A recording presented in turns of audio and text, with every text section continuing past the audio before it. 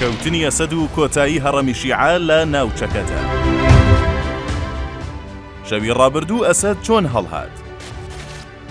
لیرەی سووری دوای 40 ساڵ بەهاکەی بۆ گەڕایەوە.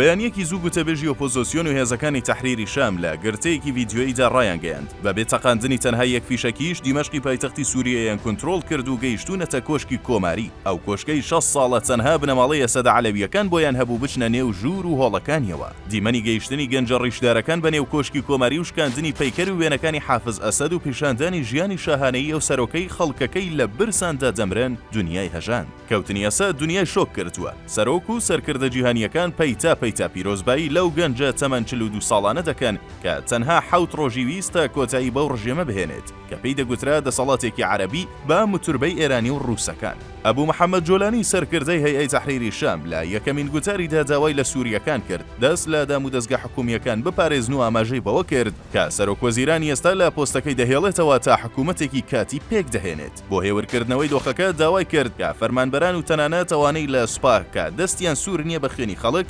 بگەڕێنەوە سەر کارەکانیان. دەستگا و میدیا جیهانیەکان دڵنیایی دەدەن جگەلەوەی هاوژین و کوڕوکچەکانی ماوەی 4 ڕۆژە سووریایان ڕووە مۆسکۆ جێهێشتووە.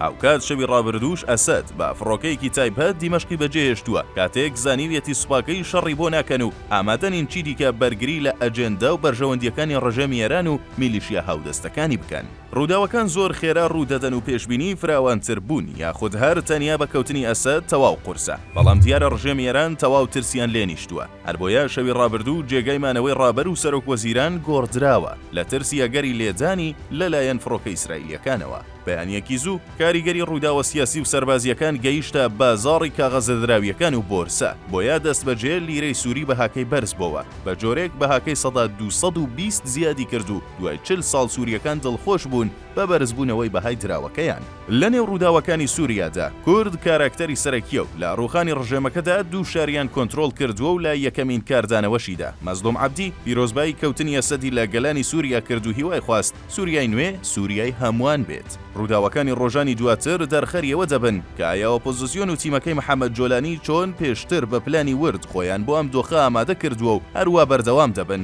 یاخود سووریا تووشی گێژاوێکی دیکەی ناوخۆیی دەبێت. بەڵامەوەی ڕوونا گوتارەکانی جۆلانی تەواو دەوڵەتمەدارانەیە و وەکو سەرۆکێک ڕەفتار دەکات کە ئامانجی ڕزگارکردن و قوتارکردنی سووریایە لەو دۆخە هەستیارەی ئێستا هەیەتی.